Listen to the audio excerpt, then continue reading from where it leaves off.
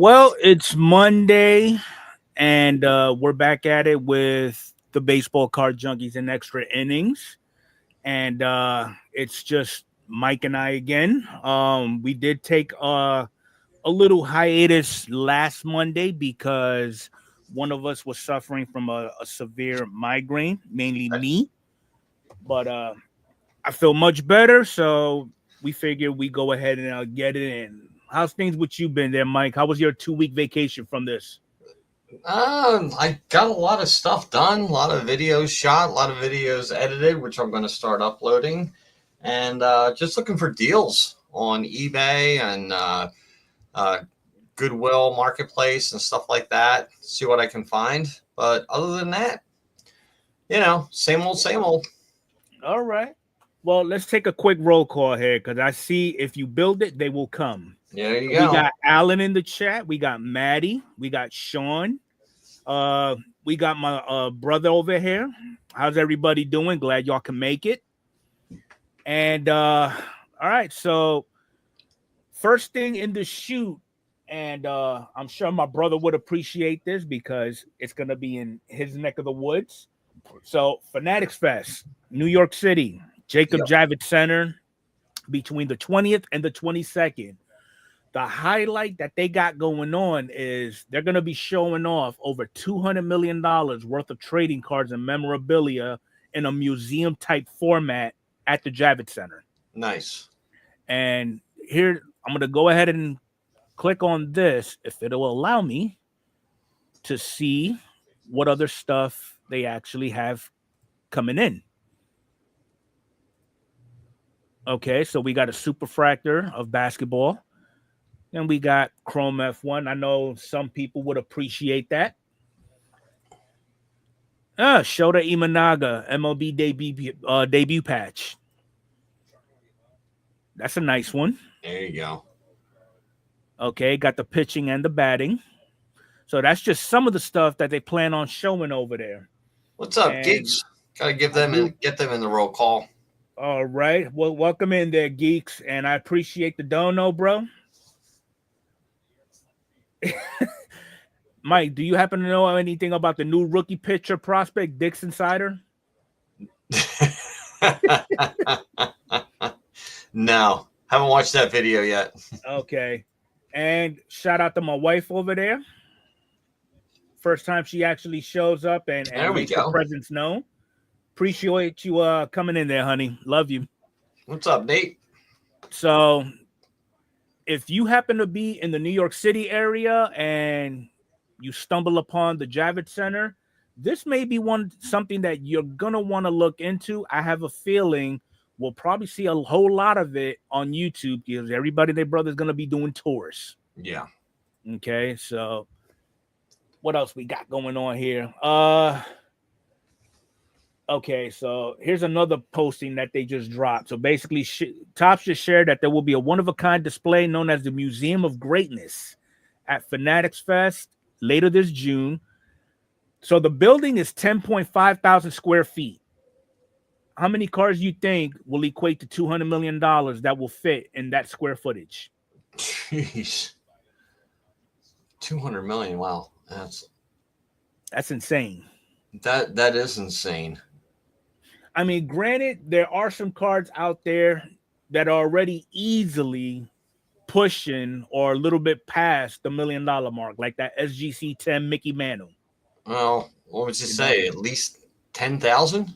We'll see maybe a Hannes Wagner, not a use it back, but a regular Hannes Wagner. Card. So we'll see. We'll see how that works out. All right, so this was what was going to be scheduled to release. I mean, we've already know what's out there being released. Mm-hmm. You got Series 2. This was the price at release. That is not the price now, unfortunately. Okay. And that's the only and that's the only thing that's actually releasing. And it's a sad day in baseball collecting. Yeah, we usually go through this lull, but we usually have a few things in the pipeline and some releases that have would have come out in May, like Gypsy Queen, but that's not there anymore. Right. So it's a slow time, and it's a shame because it's baseball season right now. And Enfuego and I were talking a little bit before the broadcast that the things that are in the pipeline probably aren't coming out until after the baseball season's done. You would think, because it's weird how in football season everybody's all about football. Basketball season, same thing. Mm-hmm. Baseball, oh, let's talk about TCG. Yeah. I mean, it's crazy. Yeah. But for those of you who've cracked into Series 2 or you've seen Series 2, just so you know, the Black Parallels are both back in Series 1 and Series 2. They're numbered to 74. Mm-hmm. Okay. I mean, that's probably the highlight of the product in itself. Because from what I've seen, not worth it. Although there is another parallel that you rarely saw because it's just not there. Like there's a parallel in there says the all positions parallel. Yep, this one right here. Yeah. I mean, if you look down here, it's covering every position. So I mean, and it basically says that these cards highlight the 5 players in MLB history who have played all 9 positions in a single game. And I bet you a lot of those 5 names are a bunch of nobodies. Just saying. Well, you kind of figured that because, they're going to get pulled into a blowout game in the 8th inning and they're going to throw a few pitches. I can name one person who's actually played all positions in one game. Okay. Oh, in one game. Yeah. Will Ferrell. Right. That's about it. I mean, other than that, beats the hell out of me. All right, so first look. Now, these are kind of new for Series 2. We've seen the duels, we've seen the singles, obviously, but then we got the quads. And these look nice. Yeah. And if I'm not mistaken, you'll only find these in jumbos. So, again, just one of the few things that you can actually find worthwhile if you're that big into the collecting and this is all that you're targeting.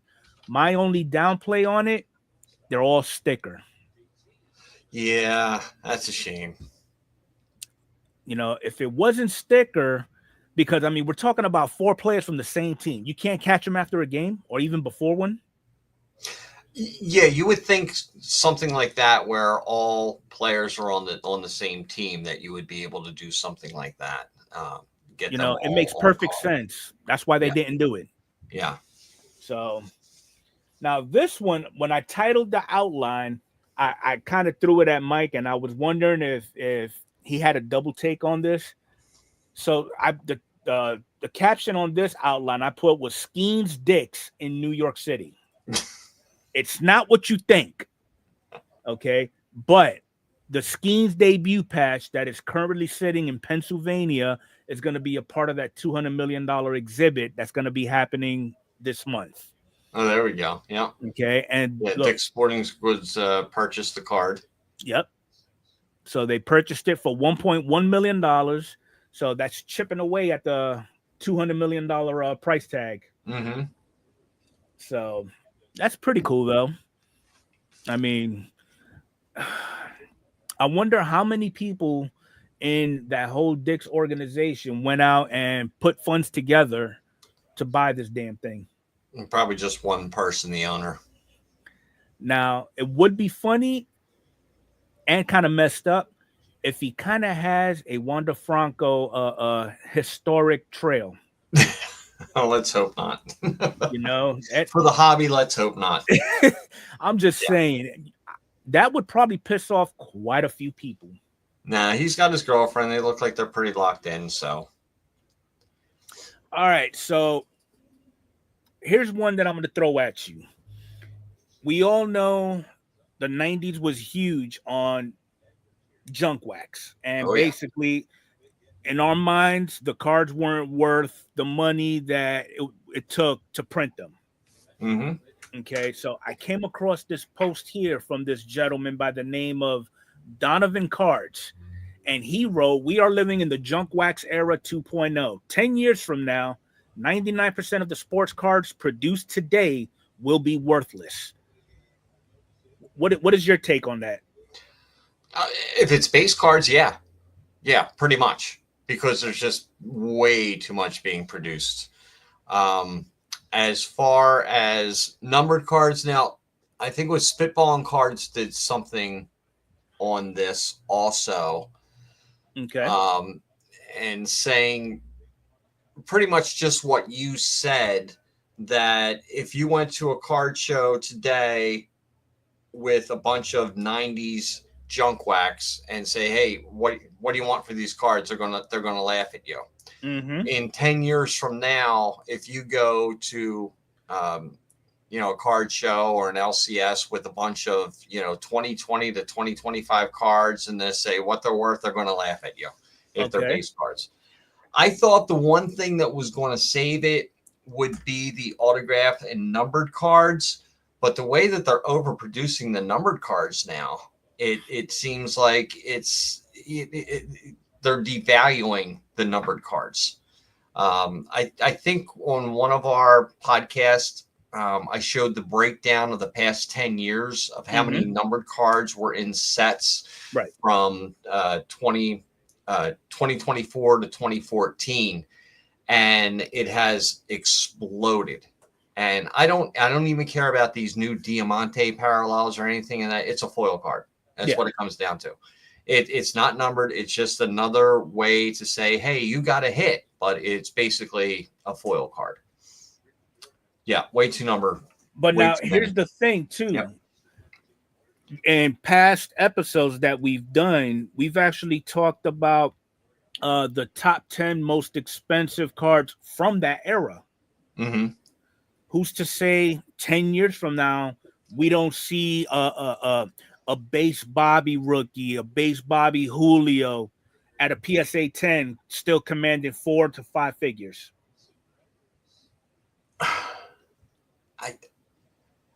Unless it's numbered or unless it's autographed, no, you're not going to see a base card at that. It has changed to where your real value, and I hate talking value, but the real value of a card is going to be a numbered card, and it's going to be a low numbered card.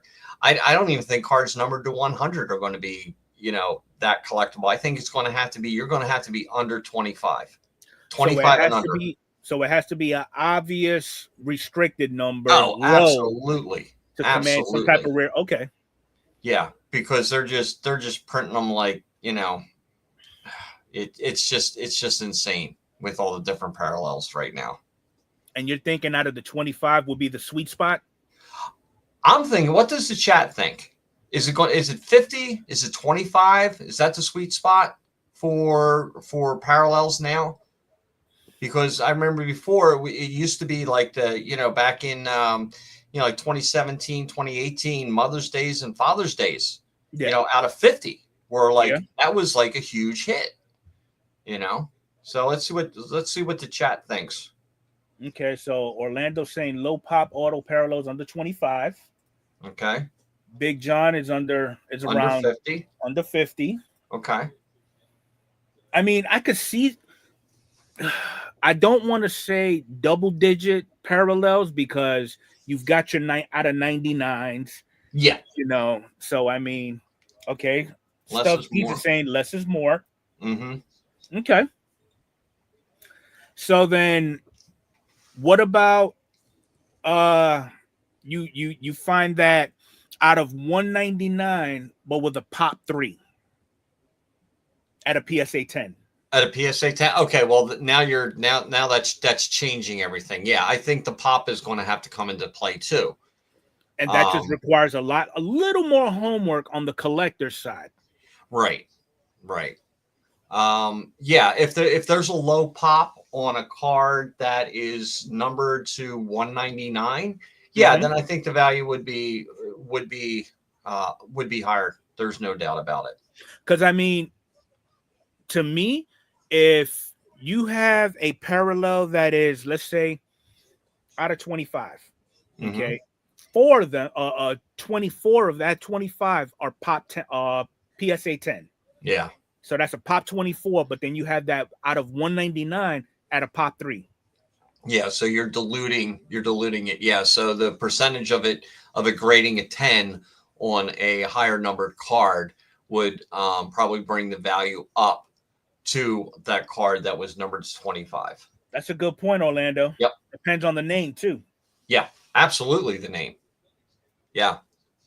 So, yeah, I mean, that would be, because I know there's some collectors out there that are real, that their collecting habits are so meticulous, like it literally blows your mind. You know, they come up with stuff like, I'm only collecting players who are Geminis, or they got a 560 credit score, you know, and it's crazy. Yeah. Or I'm only going to go with players that have this baseball number 25 on their jersey. That's the only ones I'm going for. Exactly. Yeah. So there was another milestone goal reached in the hobby also, which is pretty awesome. So this collector was actually able to complete the whole home field advantage collection. Wow. So that is, I'd like to know the price tag associated with all this. What year was that? Last year's? I think this was last year. It would have to be last year. Yeah. Okay, so he has it and broke then also down. He's starting on 2025. Okay, so this is all 2024. Wow, that's amazing. Yeah. That's pretty cool. That is cool. I mean, too bad we don't see more of that in the hobby today. We're just trying to figure out who spends the most money. Makes no sense. All right, so we did talk about this one already, the all positions card. Don't really care much about it. Not really something to write home about. All right, but so you're at a card show, Mike, and or chat. I'm pretty sure there's a lot. I know Orlando, he goes to the a boatload of card shows all up and down Florida. You come up across this vendor and you look at what he has displayed, but then off to the side, he has a little whiteboard that says the following: your phone will not help you with the price. How do you respond to that?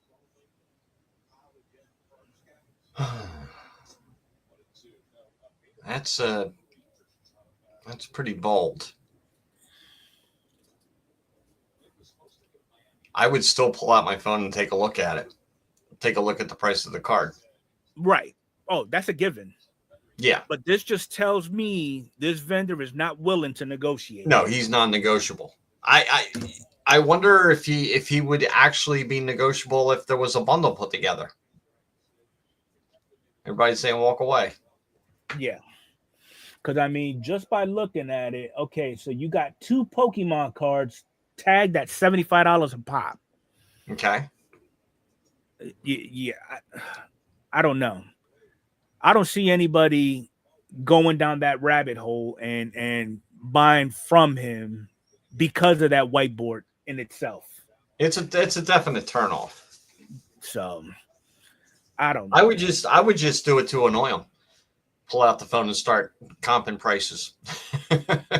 Now, will he have that same state of mind if you whipped out a Beckett magazine? Yep, agree with you there, Maddie. And then Nate is saying, take a picture of the sign while walking away. Okay, Orlando said, I've never seen that. I check price, but walk away. He's not a dealer. He's a collector. Yeah. He's a collector with dealer tendencies. He's looking to move some stuff to add to his collection. And I guess he's got a certain price point that he needs to hit in order to get something to add to that collection. But just take a look at the word dealer. It's called deal. Deal, yeah. Let's make a deal. I'm not, you're not a retail shop where, the price is what the price is. Right. Let's make a deal on something. Yep, I agree. So that's all the hobby news that we got today. Now let's get into the real good stuff. So somebody is making a comeback today. Yep. Somebody's going to throw some pitches. What are we thinking, chat? Yeah, chat. This is all you. As I already gave my opinion. Not realizing how decimated the Dodgers starting pitching staff was. Agreed. Yeah. Now, mind you, the last time he actually pitched in a live game was in 2023. Yeah. You think he still got some in the tank? Uh-oh. Sean says he blows up in the first. It's the Dodgers. He will probably get hurt again. A lot of starting pitchers going down. Nate says 3 innings. Okay. So Nate's got the over-under at 3 innings. To be honest, I don't foresee the Dodgers having him perform at his max capacity his first go-around. Won't be allowed to throw more than 50 pitches. Oh, he's definitely on the pitch count. Yeah. Yeah. So 50 There's pitches. no doubt about that. I would say probably between the 3rd and the 4th inning, they're going to pull him. Yeah. But now that he's back to, quote, a two-way player, what does this do for his collectability? Mike Petty going 9 innings at 130 pitches. 9 Ks. Wow.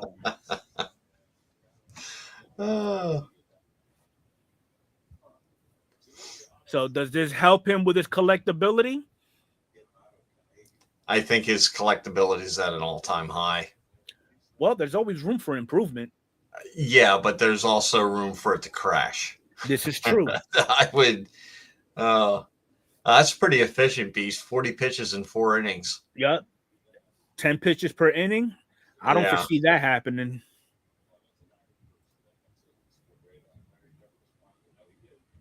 Okay. That's what I said, Alan. I said the same thing. I would not let him pitch. No way. So with that being said, what current pitcher right now has the most Tommy Johns and are still pitching?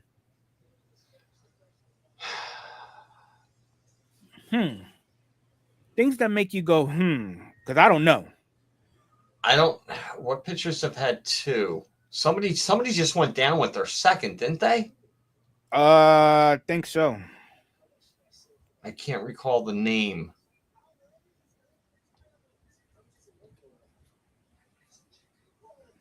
I'm looking it up right now, Chad. I'm trying to see. I thought there was somebody this year or last year that went down with his second Tommy John. Okay, so the most recent is Johnny Venters. He's got 3 of them. Oh, wow. Oh, and is he current active players? You got Nathan Eovaldi and Jameson Taillon. They both have 2 each. Eovaldi, yeah. So, yeah. Everybody else is just at 1.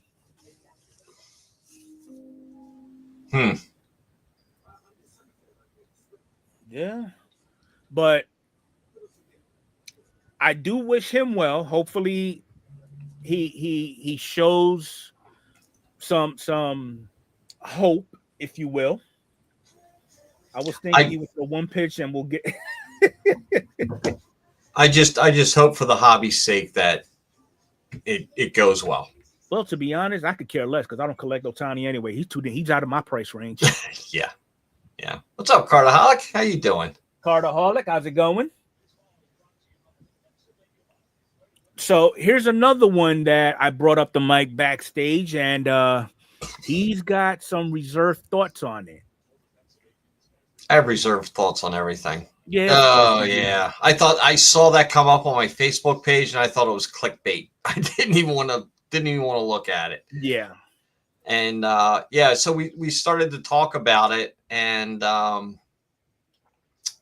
he's 35 now. So in 2027, he'll be 37. Yep. He's made enough money. He won't get into the Hall of Fame, unfortunately, because of a few years with the Mets where he didn't pitch. My only thing is that if the Phillies somehow make it to the World Series this year or next year and win, I think Wheeler's going to stay on for a little bit. I mean, he'll be 37, but there's a lot of pitchers that are still pitching at 37 that are still pitching well. But maybe he just has it in his mind that I don't want, anything to happen to me. I just want to enjoy the rest of my life. And good for him. He's given us 5 years in Philly so far that every time he goes out to the mound, it's like, yeah, we got Wheeler on the mound. This pretty much is a win.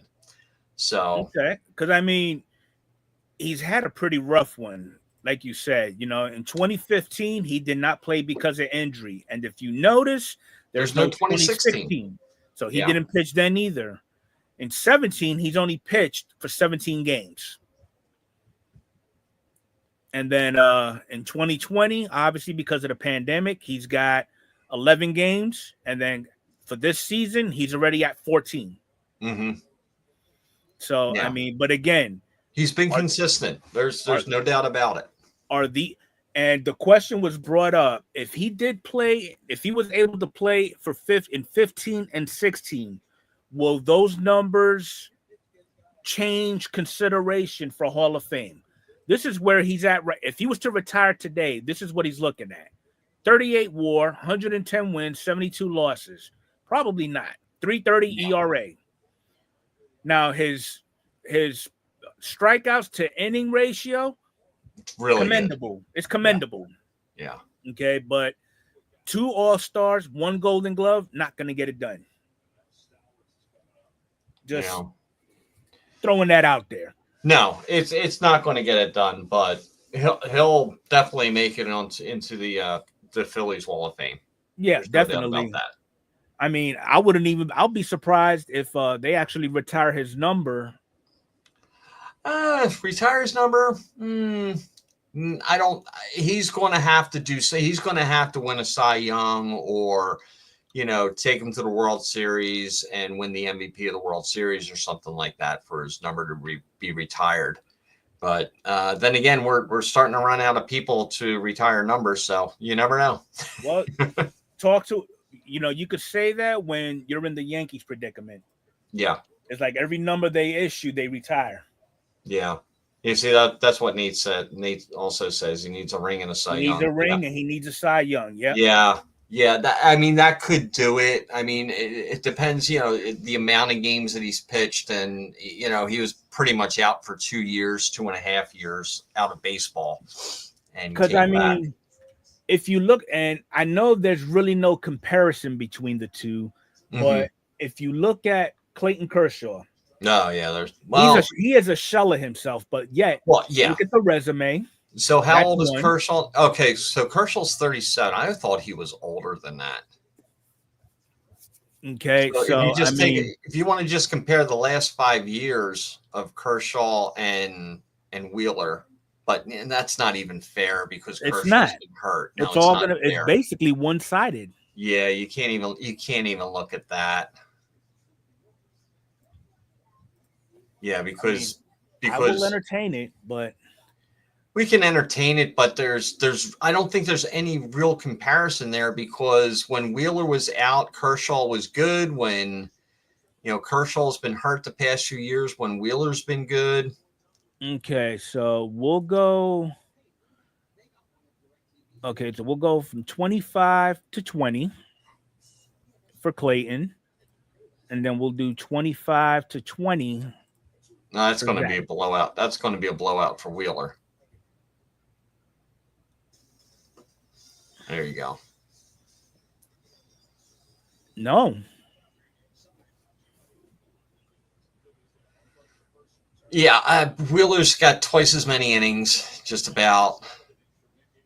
Kershaw's 45-20. That's pretty damn good for the amount of games that he pitched. So, I mean, he's got 65 games total to Zach's 100 on the dot. Yeah.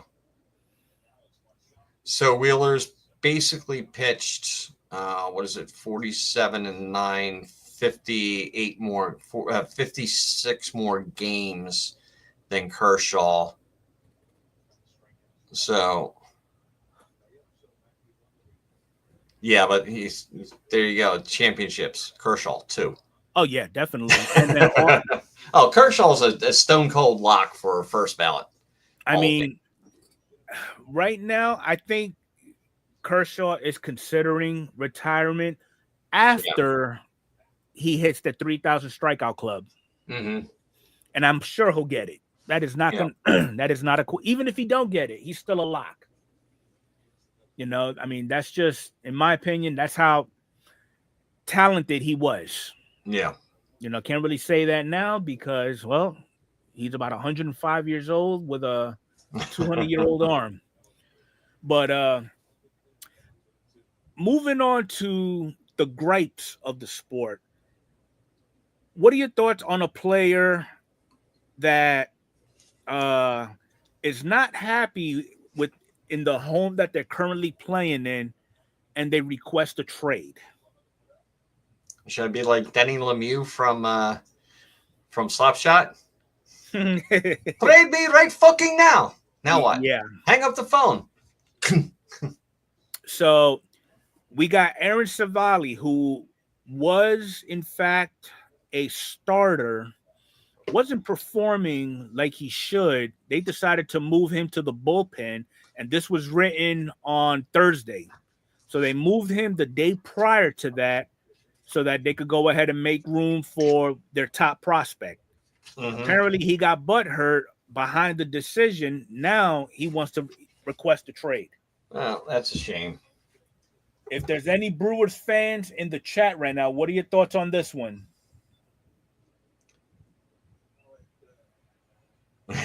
Trade him to the White Sox and the Marlins. You thought you had it bad here? Yeah. So I mean, it's you can't make everybody happy, is what I'm understanding. No, it's just wow. Marlins won't pay. Yeah, Marlins don't pay. Yeah, it's true, Orlando.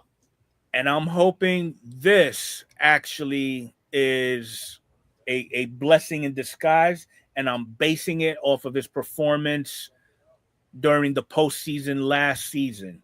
So Stanton is actually coming back today. Here we go. Will he finish the season? Hopefully. I mean, and he's going to who's their who's the Yankees DH now? As of right now, I know it will be Stanton. Hell, it was a toss-up between Judge and Dominguez. Okay. So I mean, I guess Dominguez is going to lose a spot, huh? That's what it seems like. Yeah. So hopefully it works out for old Big G, because he was a completely different animal in the postseason. Well, we'll see what happens. Yeah. He's still got, what, 2 more years on that contract? Uh-huh. After 4 years of waiting, finally got my replacement redemption for Josh Bell. Oh, geez. Yes. Okay. You got an all-star. So this was fun to watch. Strider and Acuna coming back, and they're just bringing all sorts of problems with them. I'm telling you, Strider finally looked like Strider. And Acuna's looking like Acuna. Yeah. So does this mean that there's hope for the Braves going to the postseason? Oh, absolutely. Absolutely. I mean, where are they right now in the stand? How many games back? If they're, I mean, we're not even halfway through the season. Right now, they are in third, 31-39. Oh, they are okay. So they're, yeah. So there's still hope. Oh, there's definitely hope. A lot can happen. They are, yeah. 13 games back in the East. And I can't pull up wild card right now. Wild card, they're 8 games behind. They're 8 games back. Yeah, there's plenty of time. I mean, you got all of July, and August, right now they got September. a series. They got a series against the Mets. Yeah, and the Mets got swept by the freaking Rays. How about that? Well, the Rays is not a team to sleep on. Yeah, but every year everybody sleeps on them, and every year they just pull it out somehow. They really do. Yeah, you know, because I will give credit where credit's due. Is one thing that the Tampa Bay Rays know how to do is they know how to draft and they know how to build their farms. Yeah. Oh, yeah. No doubt about it. No doubt about it. So there were a lot of sweeps this weekend. A lot. Oh, yeah. I'm sorry, but the Yankees were one of them. That hurts my soul. Yeah, like kind of bring out the broom this weekend. It's unreal. So this is as of yesterday, and we just talked about it. Mm-hmm. Kershaw's 3,000. He's just a dozen strikeouts away. Yeah. I mean, again, with or without it, he's a first rounder. Oh yeah, no doubt. He's predicting September 11th. In September, he'll get to 1,000. He'll get to that dozen. Mm-hmm. So I mean, I don't see how he can't do it.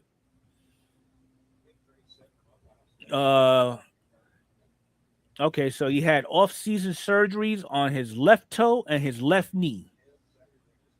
Well, stop stubbing on the damn bedpost. Hey, Chuck. How's it going, Adam? What's up, Chuck? Adam. Nice to see you guys in here. Adam, it looks like your Braves has a chance this season. There's a heartbeat. Their key players are back. So, all right. So for All-Stars, okay, MLB decided to do an article on 12 outside-the-box All-Star candidates for this season. Mm-hmm. Let's see who they have. So they got Acuna. Okay, he's been back for 18 games. Mm-hmm. But yet, since he's been back, he's been batting .353 with a 1083 OPS and 6 home runs. Yeah. Including the 115.5-mile monster that he sent out.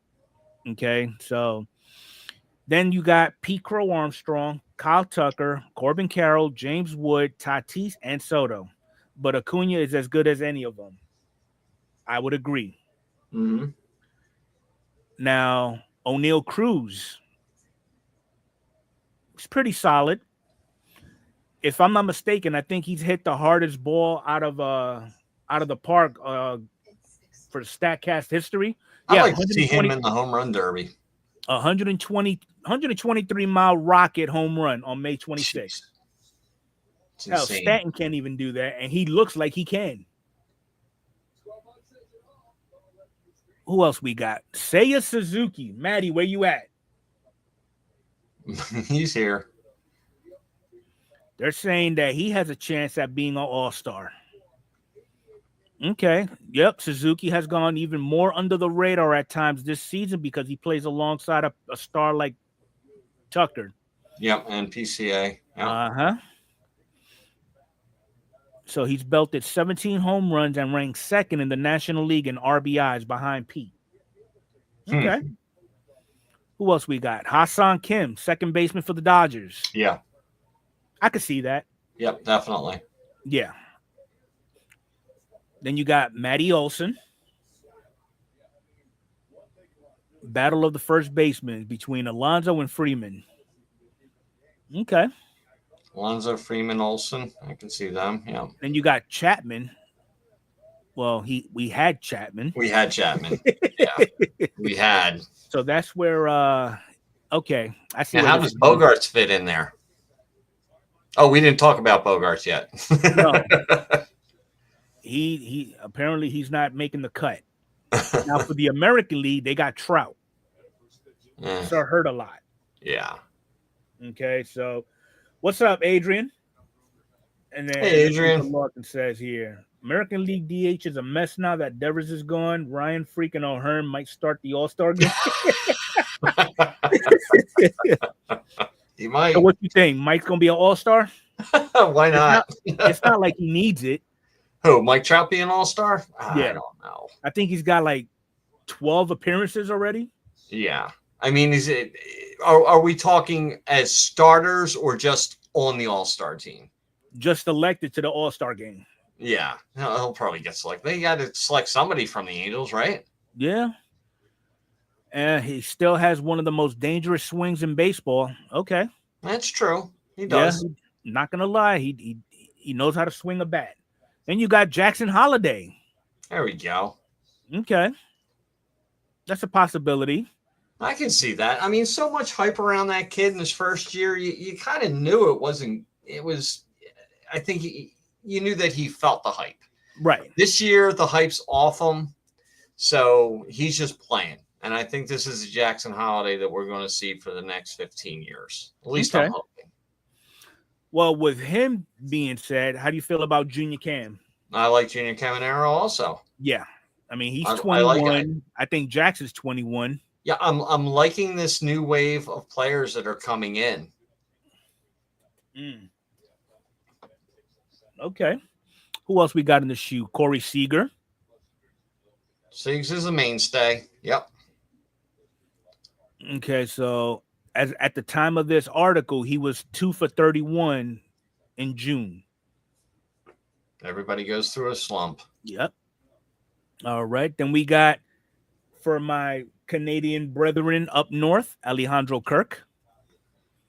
Don't see how. Yeah, about that. He can hit. He's like John Kruk. He doesn't look like a baseball player, but he can freaking hit. Yeah. Then you got Denzel Clark, outfielder for the A's. Lightning in the outfield. Jeez. Who cares about hitting? Clark is one of the most fun. He's amazing. He's an amazing defender. Is this the kid that had that highlight reel where he robbed the home run? Yes. This is the kid. Okay. Yeah. He's made 2 plays of the year. Okay, running catch at the wall against the Orioles on June 6th, and his home run robbery against the Angels 3 days later. Yeah. Okay. Not bad. Not bad. Like you said, I mean, new blood makes it that much more entertaining. Absolutely. Absolutely. So that's pretty awesome. But as of right now, do we have an update? Just updates on what's on teams right now. So we've got the bottom of the 8th. The Nationals are up on the Rockies 4-3. Oh, I was thinking about an update on the the All-Star balloting. Do they have that out yet? The All-Star balloting, as of right now, they don't have anything. They don't have it out yet. Okay. But probably be around the 20th, probably about 2 weeks before it starts. So here's what we're looking at for All-Star. At first baseman, okay, there we go. Goldie is taking the lead. Okay. Then you got Vladdy in second, Jonathan Aranda. Oh, Torkelson's in the conversation. Yeah, he should be. Okay. All right, second base, Glaber. Wow. Yeah. Okay. He's having a good year. Jackson. And then this guy. You know, they should put his name in lowercase letters. Just saying. Jacob Wilson for the Athletics. That's nice. Not at all, Beast. Not at all. All right, so for shortstops, Jacob Wilson. I could see that. That kid's we said Glaber. Here we go. Alan just checked in. Yeah. Then you got Bobby at not so close second. Then you got Pena, and then Adrian's favorite at 316. Yeah.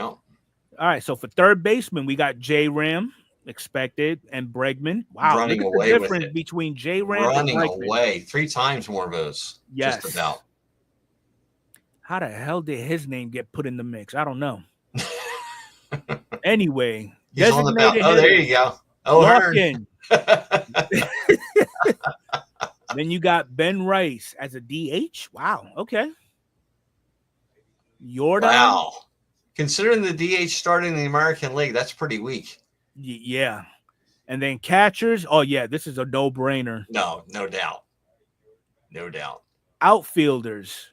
Obviously, Judge. Riley Green Like it. ahead of Trout. Wow. I like it. Okay. Then you got Quan.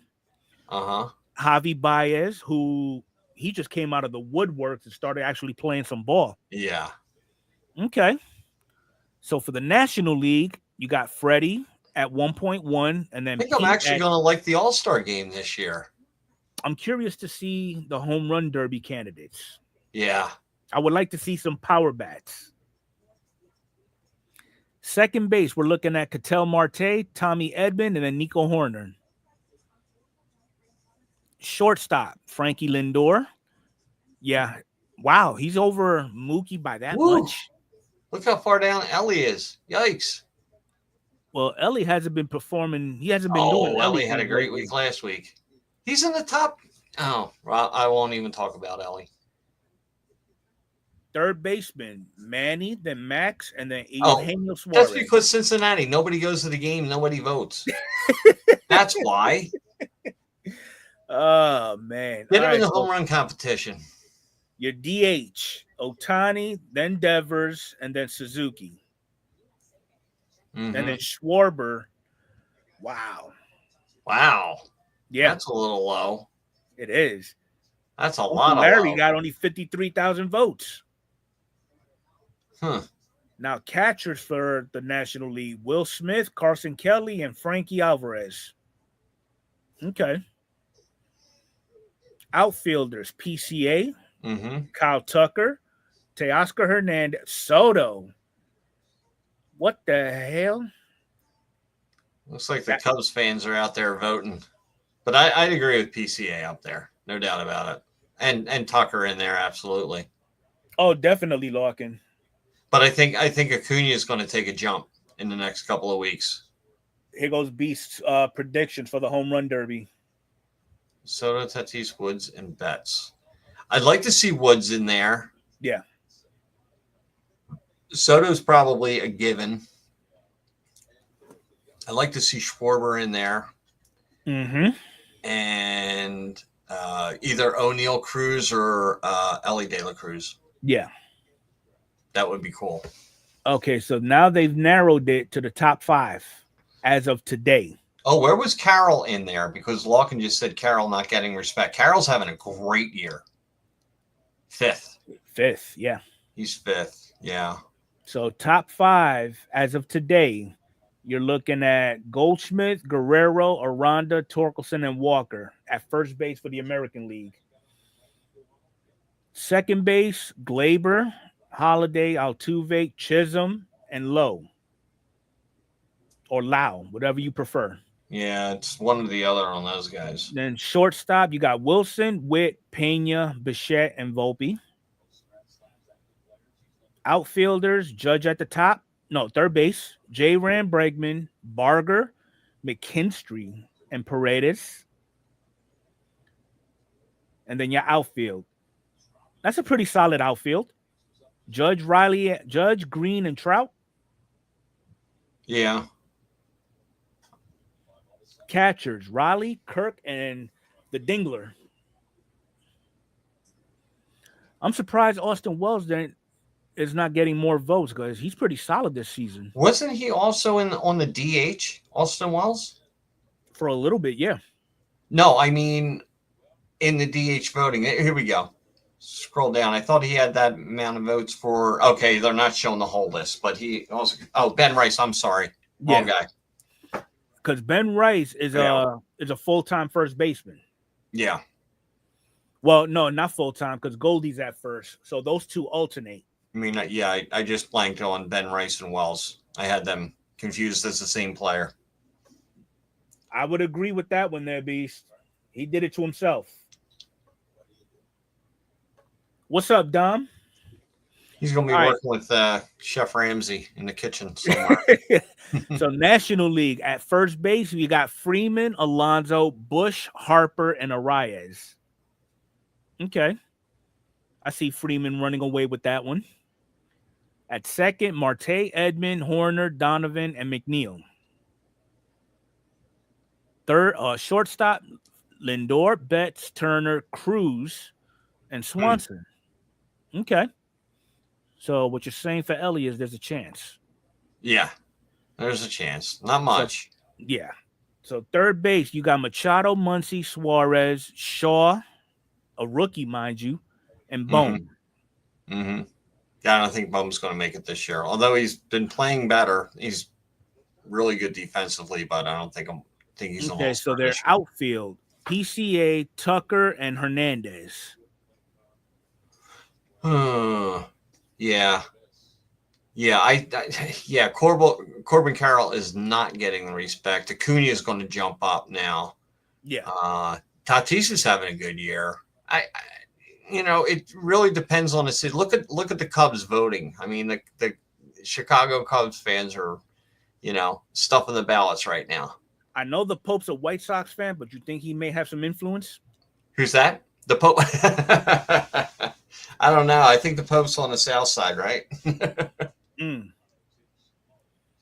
And catcher, Smith, Kelly, Alvarez, Real Muto, and Goodman. I'm fine with that. And your DH. No. Okay. So.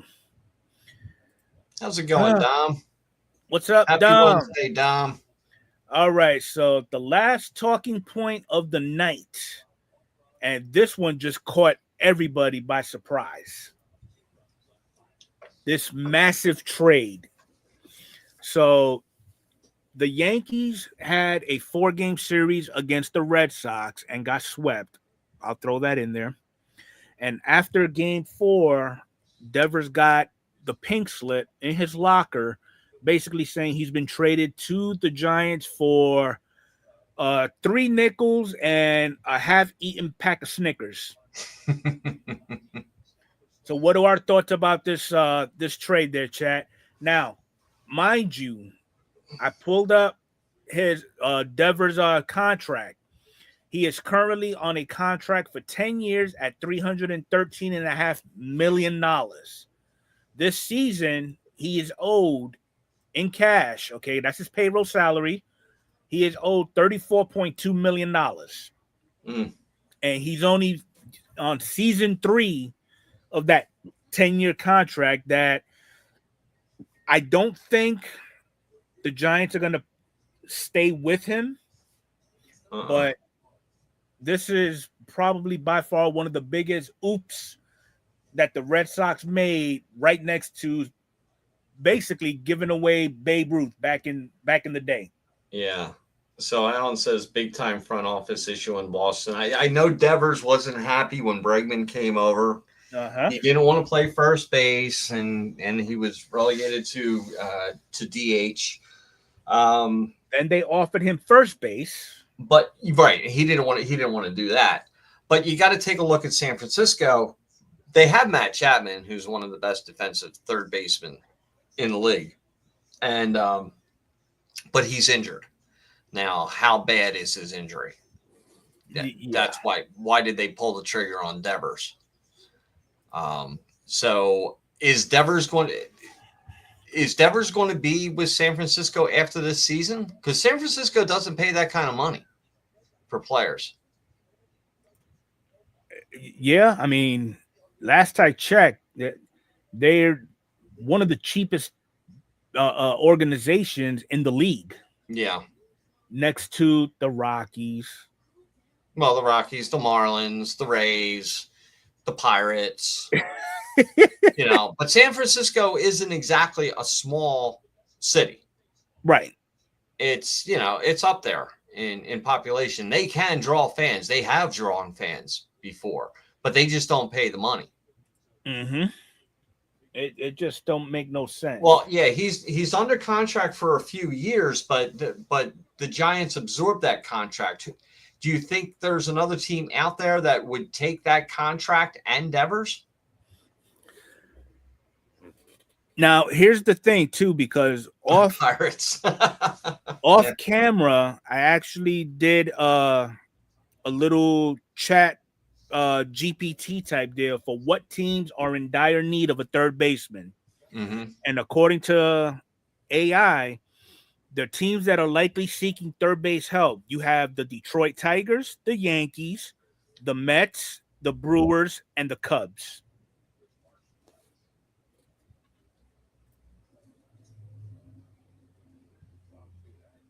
Oh, jeez. Yeah. I mean, do you agree with those teams that I just mentioned? Oh, no, I agree with those teams. Now, of those teams, which team is going to absorb that kind of contract? Well, the Yankees are known for blowing money out of Mm-hmm. nowhere. So, I mean, Yeah, the Mets have 5 third basemen, and yeah. Yantos is not good for my fantasy team. In the lineup, out of the lineup.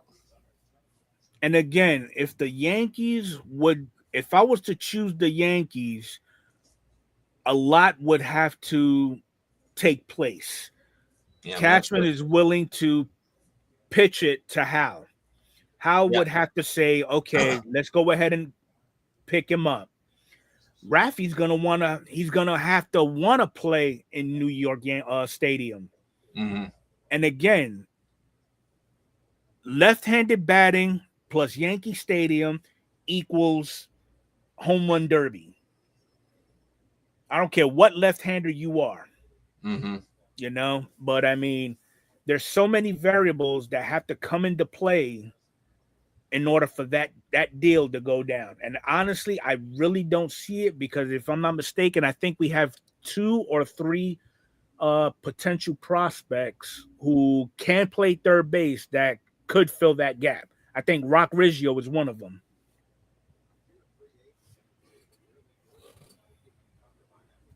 Yeah, plus getting back at Boston, too. Yeah. I mean, it that's a tough one. I guess we'll find out hopefully come July 31st. Yeah, the Mets are pretty much maxed out. Dom says they aren't going to take Devers. Right. Well, I mean, they come up with a good justification. The Mets are positioned to make a run and looking to boost left-handed offense, including third base. Mm-hmm. So out of those 5 third basemen that you have, Dom, how many are left-handed?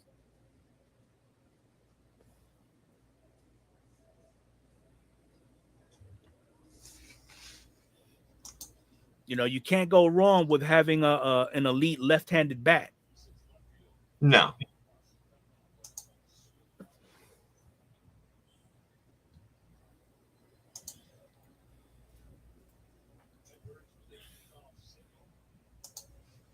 I'm actually going to go into y'all's roster here and see what the Mets are working with. As soon as it lets me pull up, okay, 40-man roster. Let's do active. No, because that doesn't give me by position. Damn. The Rays are crushing Baltimore. What is going on with this Tampa Bay team? Okay, so as of right now, at first base, you got Pete Alonso, Mark Vientos, who's banged up, and Jared Young.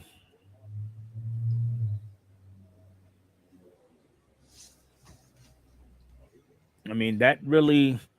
If Vientos was having the year this year that he had last year, there wouldn't even be a question about it. But Vientos has been so banged up and in and out of the lineup.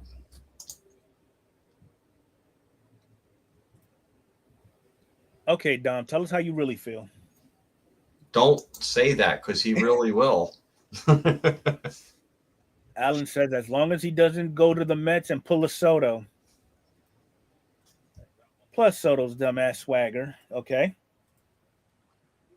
All right, Kenny. Appreciate you hanging out with us. And all right, Kenny. Have a good one. Vientos will be back next weekend. And okay, Lindor is a switch hitter, but he's not a third baseman. He's a shortstop. I mean, can he play third base? maybe, but in my mind, shortstop is probably the most difficult position to play. And at third base, you've got to have pretty much cat-like reflexes. So I don't know. But yeah, I think Lindor has to stay at short. they got 8 shortstops too. Oh man. But yeah, so we'll see. I guess we'll just play it by ear how this whole deal with Devers goes down. But I guess we are all in agreement. The Giants are not going to pick up the tab for the next 7 seasons. No. Somebody's going to pick it up. It's just a matter of who. Who? Yeah. But other than that, that's pretty much going to call it for us here tonight. It was awesome. I'm glad everybody was able to come in and hang out with us. I do appreciate you showing up. Sorry for not showing up last week, but if you haven't done so, go ahead and hit that like button for me. And Mike, you got anything coming down in the shoot? Just a bunch of videos coming up. I got a giveaway on we love videos tomorrow night. I opened up vintage mystery packs. I did 3 videos on that. Pulled some really nice stuff out of there. Okay. Got 3 about 10-minute videos on that. I did 8 packs in each video, and I got a break coming up, but I'm not going to reveal it yet. I still have some stuff coming in. Nothing. I'm not doing anything new anymore. I'm done with it until Platinum Anniversary comes out. Yeah. Because there's just I feel bad charging people for a break, and you know, you're opening up a hobby box and you're pulling 1 gold card and a bunch of crap. Yeah. You know, so yeah. I think modern day breaks are going to kind of go away. I'm getting more into the vintage and you know, mystery packs and stuff like that, and bringing back the junk wax era. Well, not really the junk wax. I want to go a little bit further back there. I want to go into the 70s with some stuff. Okay. You know, 70s, early 80s, you know, stuff we haven't seen for a while. So I've been doing some researching and looking on eBay and all different kinds of places. And you remember about 3 years ago, Scott made this box. And we opened it up and we had a lot of fun with it. There's 6 autographs in here.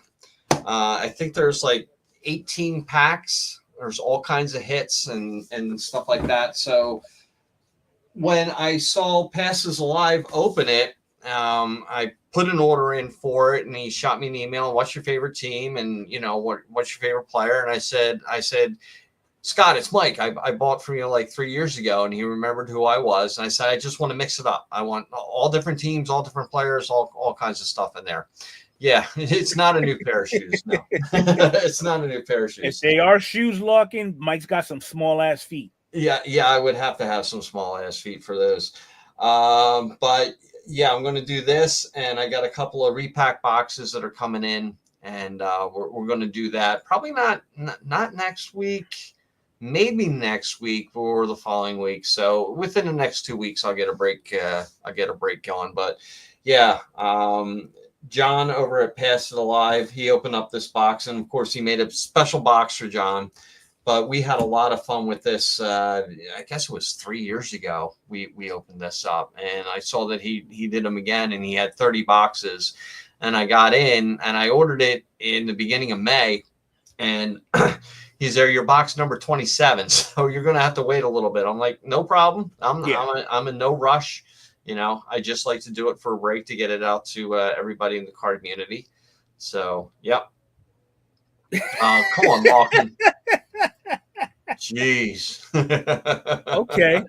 So I've been doing some pondering on what type of video I should be doing next. And I have not seen anybody do this solely, but I know Alan does it whenever he does his PSA reveals. I'm thinking of doing a video. It's going to be 2 of them, obviously. One of Julio, one of Alex, of all the pop ones, regardless of grade, that I currently have in the collection. Okay. There you go. You know, nice. who's to say that out of $4.99, I have a pop one? You know, so I mean, we'll see how that works out. But again, I appreciate everybody hanging out with us. If y'all haven't done so, make sure y'all go check out Mike's channel too. Hit that like button, and with that, we will catch you all on the actual Baseball Card Junkies podcast on Adrian's channel on Sunday, 9 o'clock Eastern, 6 o'clock Pacific, and then we'll be back Monday for the extra innings. So have a good night, everybody. All right. Have a good one. Thanks, everyone.